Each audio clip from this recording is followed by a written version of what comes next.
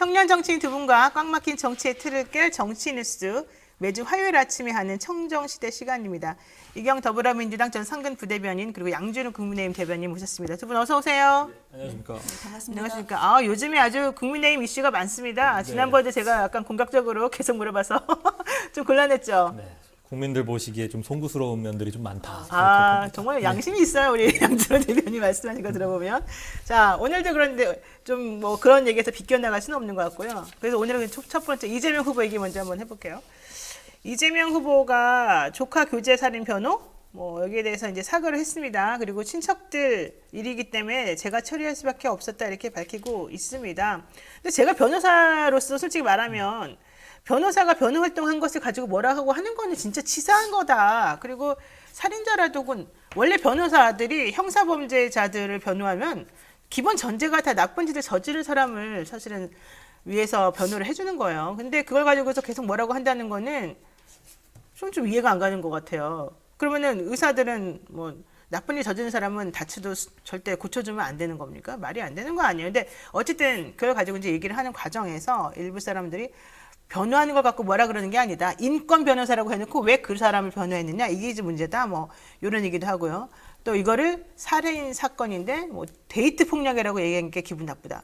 또 어떤 사람들은 이걸 왜 심신미약이라고 주장하느냐 이러면서 또 이제 비난을 좀 하는 부분도 있더라고요.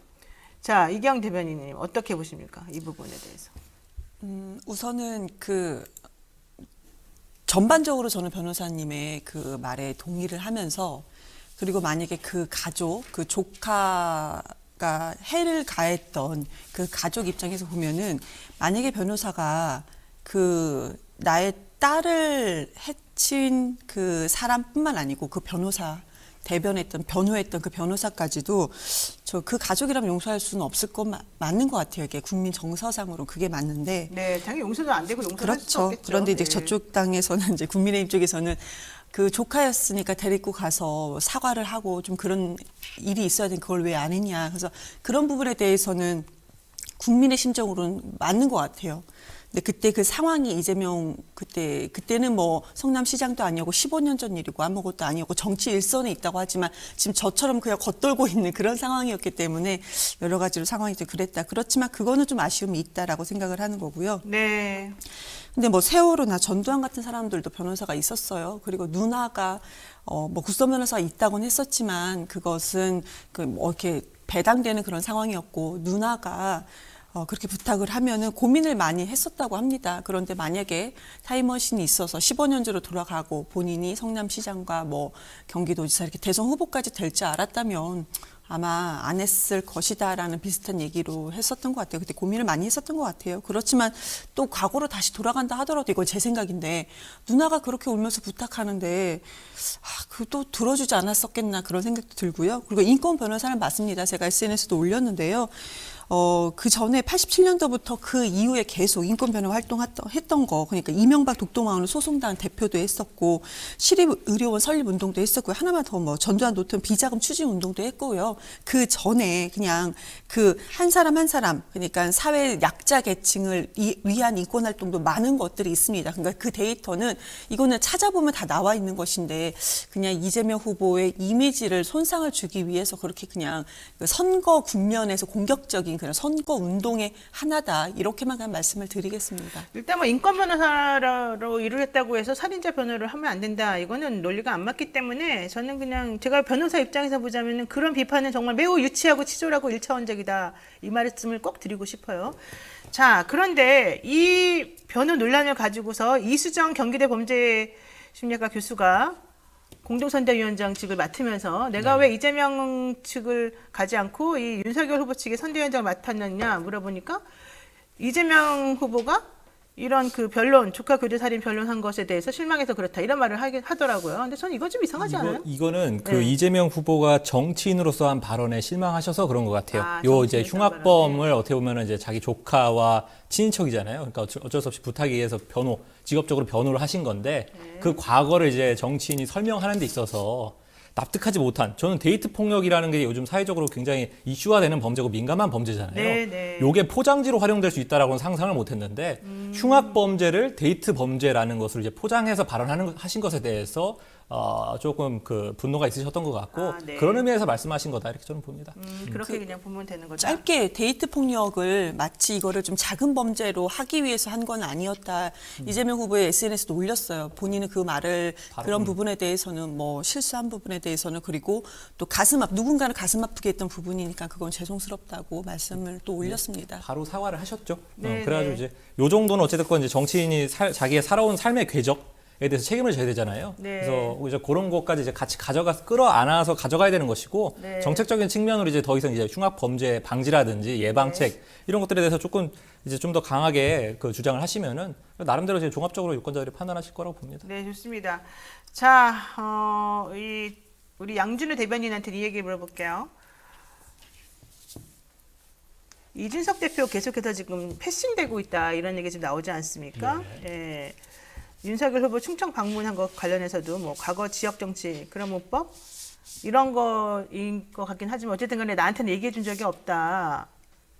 윤석열 후보 좀 정치인으로서는 좀 감각이 아직 부족한 것 같다 뭐 이런 얘기를 하면서 네네. 섭섭하다는 사실이 뉘앙스인 것 같아요. 제가 봤을 때는. 네. 어떻습니까? 딱히 이제 패싱이랄 거는 이제 이렇게 표현 자체는 적절하지 않은데요. 왜냐하면 이제 대통령 후보시고 대선이기 때문에 후보 중심으로 모든 게 돌아가는 게 맞는 겁니다. 근데 이수정 근데- 교수도 싫다 그랬는데 한 것도 근데 패싱이잖아. 다만 이제 당 대표 직함이 있기 때문에 네. 어떤 일정 조율이라든지 이런 거에서 실무선에서 조율이 잘 돼야 되는데 후보와 지금 이준석 대표는 서로 만나가지고 흉금을 터놓고 얘기하는 사이인데 일정 조율 같은 건 이제 서로 후보와 대표 본인이 다이렉트로 하는 게 아니지 않습니까? 네, 그렇죠. 중간에 있는 실무자들끼리 이제 조율을 하는 것인데 이 측면에서 지금 문제가 조금 당내 불협화음이 있다라고 보여져요.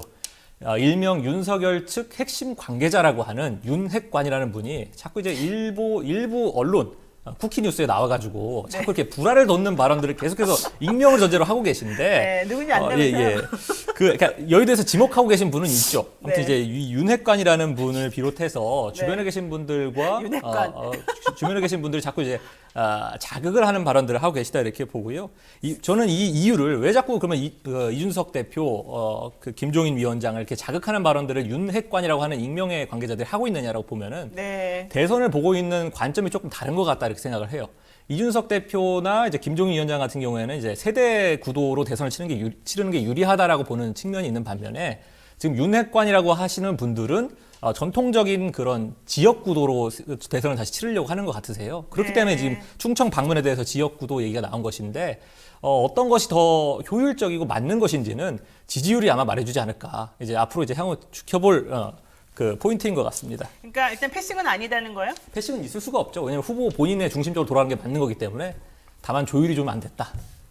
패싱이라고 할까요?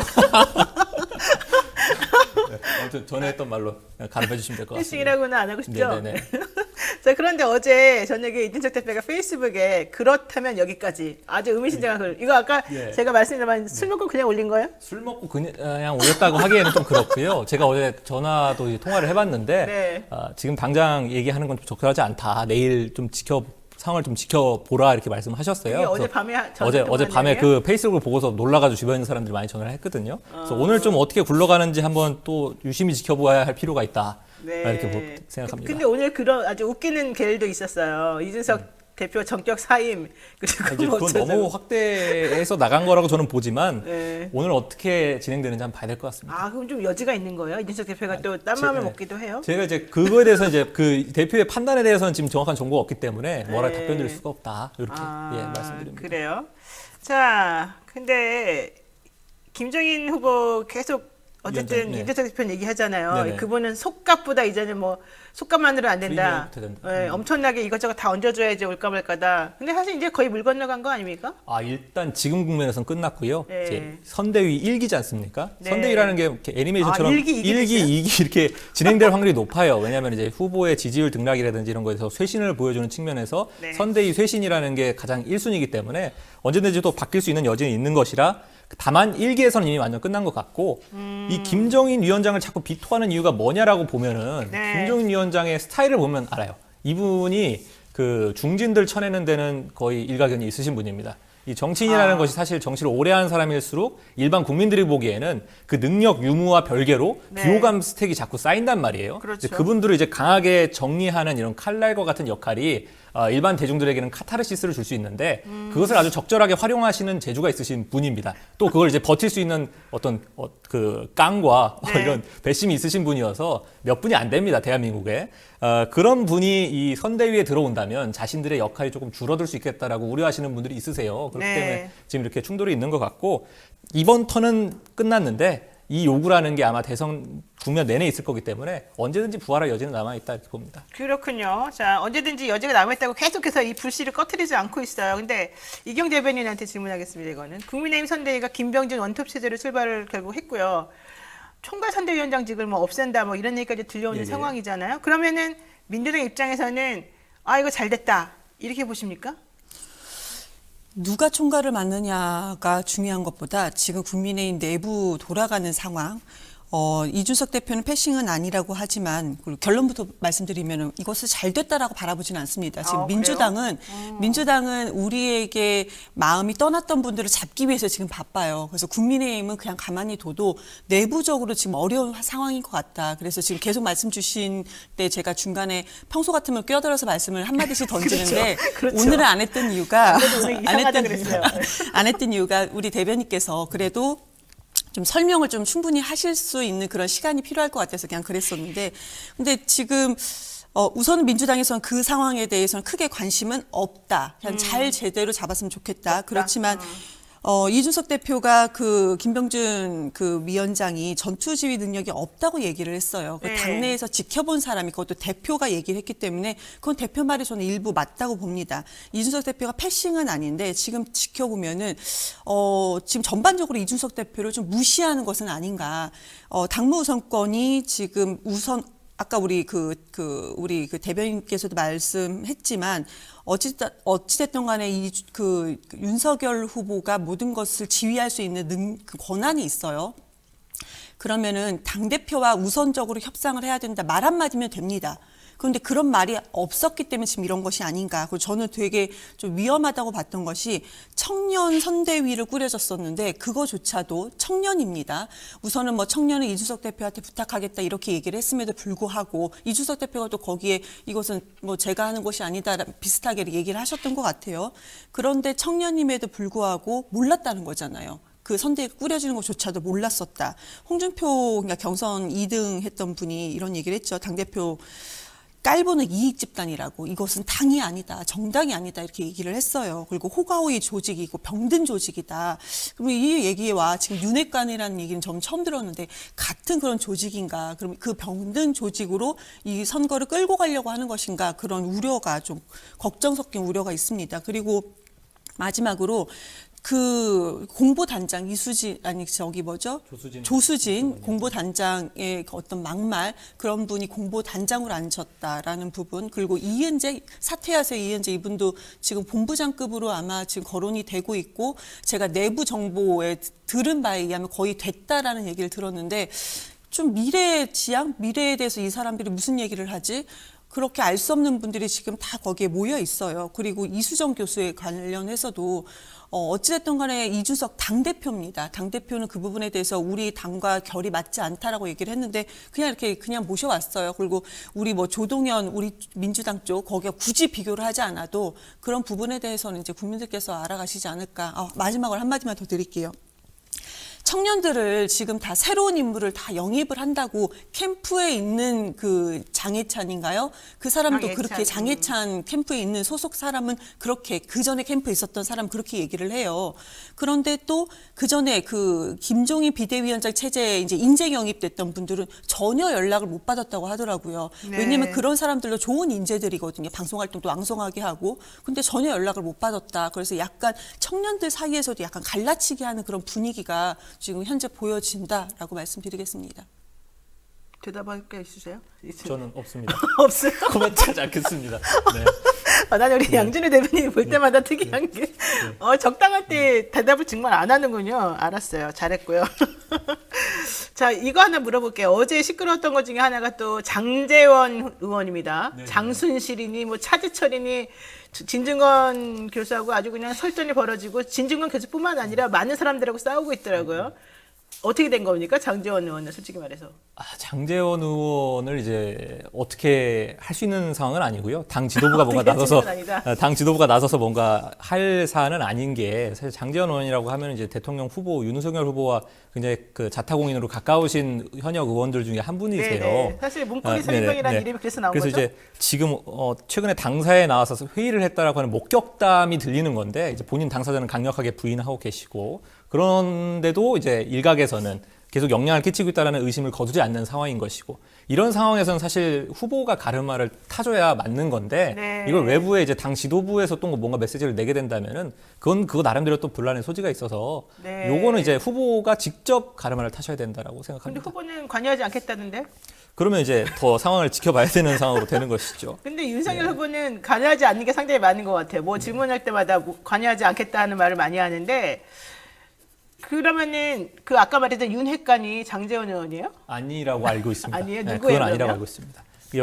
여의도 바닥에 이제 돌고 있는 게 있어요. 사실 쿠키뉴스라고 하면 이제 예전에 했던 크리스에서 이제 친한 사람이 있더라고요. 제가 보니까. 보도 성향성이나 이런 것들을 감안했을 때 여의도에서 이제 각종 추측이 난무하고 있는 것인데 네. 구체적으로 이제 언급하기에는 조금 부적절하지 않나.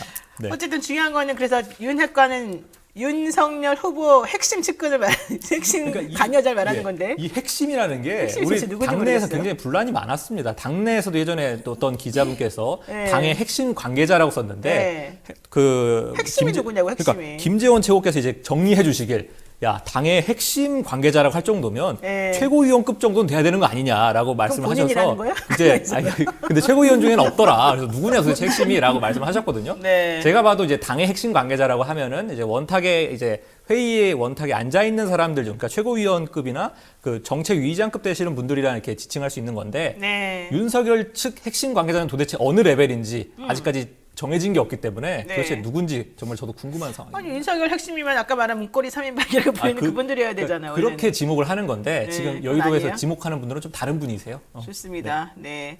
자, 지금 우리가요, 이경찬 더불어민주당 상근 부대변인, 그리고 양준우 국민의힘 대변인하고 이야기 나누고 있습니다. 욕하지 마시고 질문만 하십시오, 댓글로.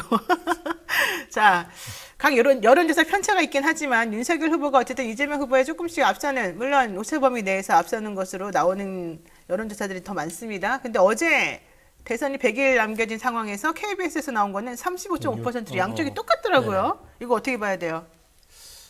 뭐 그 여론이 계속 최근에 추세라는 것이 이재명 후보께서 상승세인 건 맞고 네네. 윤석열 후보께서 이제 보합 내지 하락세인 것은 맞는데 앞으로 이제 시간이 이제 99일 남았지 않습니까? 저는 한 4번은 더 출렁일 거라고 봅니다. 4번 99일이면은 출렁이다. 왜 4번이냐? 짝수로 출렁해야 우리가 이기기 때문에 4번이라고 했고요. 번씩 주고받는 거예요? 3번 출렁이면 저희가 이제 그 진짜? 위험한 것이고 4번 출렁이면 저희가 이기는 것이다. 근데 4번 정도는 더 출렁이게 돼 있기 때문에 지금 지지율에 뭔가 큰 의미를 부여하기는 어렵다. 다만 이 추세면으로 지금 체킹하고 있는 상황입니다. 추세면으로 체킹하고 있고 어쨌든 4번 짝수로 움직여야 된다. 네, 저희 희망이 담겨 있는 거고요. 그건. 네, 우리 이경 대변인 어떻습니까? 그 현장 연설을 한번 쳐보시면은 이재명 후보의 현장 연설, 그러니까 원고도 없이 그 현장에서 했던 얘기들, 현장마다 만나는 사람마다 아주 감동적인 연설을 많이 해요. 그냥 거친 표현일 수도 있고 그냥 일반적인 국민들께서 그 가공되지 않는 그 일상적으로 생활하는 그런 표현들로서 이렇게 공감을 많이 하거든요. 네. 그래서 현장을 한번 돌면은 분위기가 많이 달라지는데, 근데 그 윤석열 후보 같은 경우는 현장 연설을 이제 그 검색만 해도 하나도 없습니다. 원고를 보고 한다든지 그런 분위기가 지금 달라지는 것들이 보이는 거고, 그리고 최근에 그 대학생들, 청년들 만났었잖아요. 근데 윤석열 네. 후보가 1시간이 넘게 늦었어요. 그럼에도 불구하고 서울대 만난 거 말하는 네, 거예요? 그럼에도 그 대전 가서 대전에서요. 대전 가서? 네, 아, 그러면 어제거든요. 저는 이제 대전에 있는 그 청년들한테 들은 얘기인데 사과를 그 현장에서 이제 사과를 안 하라고 해서 했다면서요? 하긴 했어요. 나중에서는 하긴 했어요. 근데 그냥 건성건성했다. 그래서 그 상황만 봐도 이 사람 청년들 입장에서 제가 들은 얘기는 저 사람의 저런 태도만 봐도 본인이 1시간을 늦게 왔어. 늦을 수는 있다. 근데 그 뒤에 태도가 저 사람은 이것만 봐도 봐도 우리 그들이 볼 때는 기본이 안 되어 있다. 만약에 저런 사람이 대통령이 되면은 얼마나 청년들을 무시할까. 청년뿐만 아니고 국민들을 얼마나 무시할까. 그 하나의 태도에서 많은 것들이 있고 그 내용들이 확산이 돼서 여의도에 있는 저한테까지 전달이 될 정도로 이런 건데 지금 그런 부분을 좀 고치시는 게 맞다라고 저 말씀을 드리고 싶습니다. 이 얘기도 있지만은 또 삼국지의 인물 물어봤더니 닥터집하고 얘기를 갑자기 하는 네네. 거예요. 그것도 있고 좀 모르셨던 거 아니에요? 2030하고 그러니까 좀 그런 느낌도 드는데 어쨌든 2030 분들하고는 조금 뭔가 안 맞는 듯한 얘기가 나오죠. 예, 어제 1시간이 아니고 65분이고요. 그 충분히 계셨던 지기네. 분들은 불쾌하실 만하다라고 생각을 해요. 당연히 불쾌하죠. 예, 그래서 이제 인사를 더 해야 충분히 제대로. 사과를 하셨어야 맞다라고 저도 생각을 합니다. 어제 제가 현장에서 그 영상이 도는 걸 계속 봤거든요. 생방송으로 이제 이제 해당 시간부터 틀어나 있었는데 네. 한 3, 40여 분이 지나자마자 이제 주변에서 입소문이 나기 시작하고 그렇죠, 후보가 안 당연히. 오셨더라. 그래서 저도 이제 그때부터 지켜봤는데 이건 충분히 참석하신 분들 입장에서는 기분 나쁠 만하다. 그러니까 보좌관이 사과하라고 귓속말 하니까 그때서야 사과하더라. 그 전까지 사과할 생각도 안 하더라. 이게 더 기분 나쁜 지점이라는 거예요. 솔직히 말하면. 그러니까 그 이제 사과의 타이밍을 언제로 잡았느냐는 이제 후보가 나름대로 생각하셨을 수 있는데 그 타이밍을 이제 빨리 하라고 이제 옆에 조언을 한 것이겠죠. 저도 후보가 뭐 이걸 사과를 전혀 할 필요가 없다고 생각했다고는 생각하지 않고 네. 타이밍의 문제였다고 봅니다. 알겠습니다. 우리 정말 디테일에 강합니다. 60분이 아니라 65분. 저는 한 시간이 아니라 1시간 이상이라고 얘기했습니다. 예, 어쨌든 예. 중요한 거 아니에요. 자, 요거 하나만 이경인 대변인한테 여쭤보고 끝내겠습니다. 이낙연 후보 언제 후보래? 이낙연 전 대표는 이재명 후보 지금 돕고 있다면 어떻게 적극적으로 짠 하고 잘 도와줄죠? 어제 그러니까 그 호남권 일정에 우선 그 일정이 시간은 맞지는 않았던 건 맞아요. 근데 후보하고 이낙연 전 대표 통화를 했었고 내가 다음엔 돕겠다. 그리고 경선 과정에 있었던 많은 분들이 아주 지금 적극적으로 활동을 하고 계시고 비서실장으로도 계시는 거예요. 오영훈. 그런데 만약에 어제 만약에 그 후보가 호남에서 직접 소통하는 것을 아마 이낙연 그 전 대표가 만약에 갔다면 그런 부분이 부재했을 수도 있습니다. 오히려 지금 전반적인 지금 돌아가는 상황에서는 후보가 직접적으로 소통을 하고 후보만의 시간을 주었던 것이 네. 더 좋은 결과적으로는 더 좋은 결과다. 근데 그 과정에서는 뭐 여러 가지로 뭐 각색된 말들이 나올 수는 있지만 그것은 사실이 아니다. 후보하고는 얘기가 잘 되어 있고 잘 진행이 되어 간다라고 말씀을 드리겠습니다. 알겠습니다. 네, 오늘 여기까지 해야 될 것 같습니다. 저희가 또 2분이나 더 오래 시간 늘렸는데도 이렇게 또 시간이 모자라네요. 네, 청정시대 두 분과 함께하고요. 저는 솔직한 양준일 대변인이 너무 좋습니다. 네, 저도 좋습니다. 네, 그렇죠. 예, 자, 이러면 오늘 안 되는데. 이러면 안 돼요? 예, 다음에 좀 더 전투적으로 돌아. 아닙니다. 너무 좋아요. 네, 오늘 여기까지 할게요. 두 분 고맙습니다. 감사합니다. 감사합니다. 네, 내용의 뉴스 인사이다. 오늘 두 분 방송 어땠는지 궁금하고요. 자, 구독, 좋아요. 요즘 너무 부진해요, 여러분. 구독, 좋아요 잊지 마시고요. 꼭 눌러주시고요. 내일은요, 박수현 청와대 국민소통수석하고 대담한 대담 하겠습니다. 혹시 질문할 거 있으시면 미리미리 올려주시면 저희가 반영하겠습니다. 저는 내일 아침 7시 30분에 다시 찾아뵙겠습니다. 고맙습니다.